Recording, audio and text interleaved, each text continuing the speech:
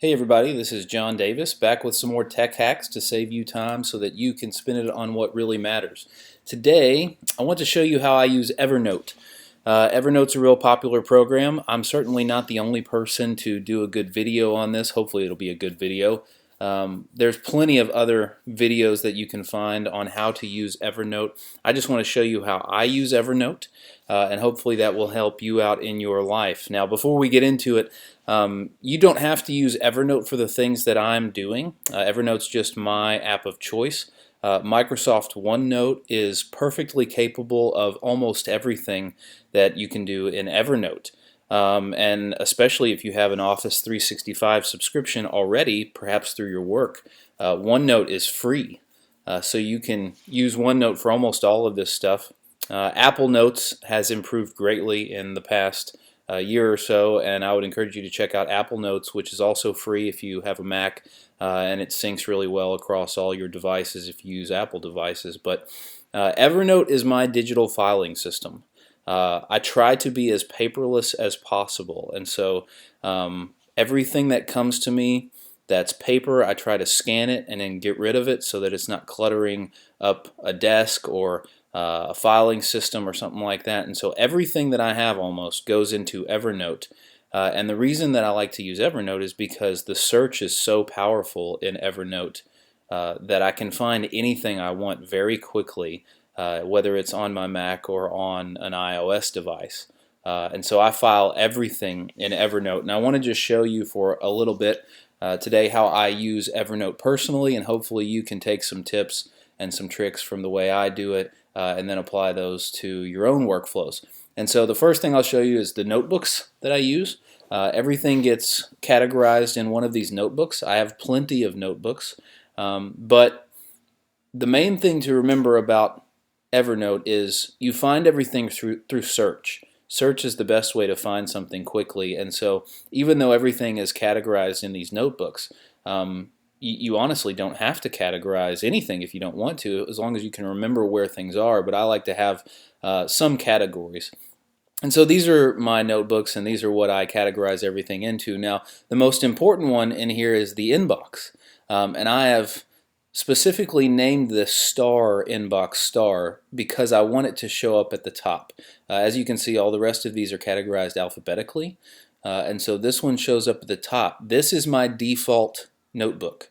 And so in all of my applications, on all my phone and my iPad and all my devices, this is the default notebook. And so anytime I send something into Evernote from an outside source, it goes right here. And what I do is I come here once a day at least, and I process all of these notes, and I put them into the notebooks they should go in, or I do something with it and delete it or something like that. And so the inbox is the most important one. Anytime I send anything into Evernote, it comes here, and I'll show you that here in just a second. I've got plenty of other notebooks. A couple of these will tell you how I use Evernote. For instance, here's my utility bills. And I keep all of my utility bills here. I go paperless on all of the bills that I get, and then I just save the PDF into Evernote. I've got a lot of sections for things that I want to remember, and so I've got some important info notebooks here, and I reference those all the time. For instance, if you have something that you want to remember, but you know you might not need it for perhaps a year or even longer, you just keep it in Evernote, and then you can come back to it anytime. And as long as you remember a little something about the note, you can just search for it, and it'll come up. I also save things like for my daughter here and my son here. I save important things, important documents, like, for instance, school immunization records. Those are really important to keep on hand, and sometimes you need to get those again, so I save things like that. And then I also have notebooks that have things like, hey, here's a notebook of Evernote features that I've saved. I save all my, I'll show you this real quick, I save all my meeting notes. Notes from meetings, and so if I click in here, here's a bunch of meetings that I've been a part of, and here's the notes that I have taken on those meetings, and they are all saved in Evernote. Instead of keeping, a notebook and trying to refer to it later, I've got all the notes from every meeting that I've been in the last 2 years or so, and so that's really important for me. Aside from notebooks, I've got these things over here. Shortcuts is the main one that's important to me. Shortcuts are notes that you frequently use, and so you can place notes over here to get to them very quickly without having to search. And so I use these notes very frequently, and I click on them I don't know, at least a couple times a week usually, and so I just want to get to those pretty quickly without having to search. And so that's another way that you can organize your Evernote. Now, the main thing about Evernote is getting things into Evernote. That's the main key, is how do you get stuff into Evernote? And Evernote is just about the easiest application that I've ever found to get stuff in there. And so I'll show you some of the ways that I do that. Of course, you can create a note, and you can do that at any time. And notes can be of, all kinds of different forms. You can create a voice note, you can create a text note, you can create a note with attachments, all this stuff. But there's some other ways to get things into Evernote that are very helpful. If you pay for the premium subscription to Evernote, which is either $7 a month or I believe $70 a year, which is a little bit of a discount if you pay for it all in one lump sum, you can email into Evernote. And so I'll show you how that works. If I get an email, and I've created a fake one here, if I get an email, and even if it's got an attachment, it will keep this, but you can just forward emails directly into Evernote. A lot of people keep things in their email inbox that shouldn't stay in your email inbox. Your inbox is kind of like your physical mailbox at your house. Okay, you shouldn't keep things in it. You should take things out of it every day and process them and do with them what you want to have done with them. Your email is just a communication device. And so your email is not supposed to be a filing system. That's what Evernote's for. So if you get something in your email that you want to keep for an extended period of time or you want to remember later, you just forward it into your Evernote account. And so I'll click forward here and I'll send it to my Evernote address. Now you can put the title of your note in your subject. You can also hashtag it and automatically file it in the certain notebook that you want to, but mine's just going to go to my inbox. I wanted to show you that, and so I'll title this Evernote Test. Perhaps I might delete the signature for my email that I've got there, and notice it's got an attachment, and so it's going to keep that when I send it off. And so here we go. We'll send that off to Evernote. It's going to take just a second because it's got an attachment, and then I'll switch over to Evernote and I'll click the sync button. And here in a second that email is going to show up. There it is. Okay, and notice the attachment is right there in the note. Okay, and then you can just file that note off in some other, some other notebook. Okay, now again, that's a test one for me, so I'm not going to do that. I'm just going to delete it. All right. But that's how you email things into Evernote. Another way that you get stuff into Evernote that I use all the time is the Evernote Web Clipper. And so if I start Safari, and let's say I go to a website that I know has some good articles on it, and let's say you're reading an article and you want to save it for later. And so let's click this right here. I'm reading this article. I go down through here and I'm like, hey, this is a really good article. I want to keep this for reference later. Perhaps it's going to help me out in my work. Well, I've installed this Evernote Web Clipper extension in Safari. You can do this in Google Chrome or other web browsers. But if I click it, then this comes up. And it'll ask me, hey, what kind of note do you want to make? Well, you could do a bookmark, which just includes the link. Or what I like to do with articles is a simplified article, which just includes kind of the pictures and then the text, and that's pretty much it. And then it guesses what notebook you want it to go in, and it's really, really good at guessing the right notebook. And so it thinks I want to put this in my pastoring notebook, and then you can actually retitle it. And so perhaps I want to leave the title, but I want to add the author, and then you can save it. And then that will be clipped into Evernote into my pastoring notebook. Okay, and then we'll go back to Evernote. We will switch to the pastoring notebook, and we will sync it, and there it is. Okay, and so that's another easy way to get things into Evernote. Oops, I'll go back here.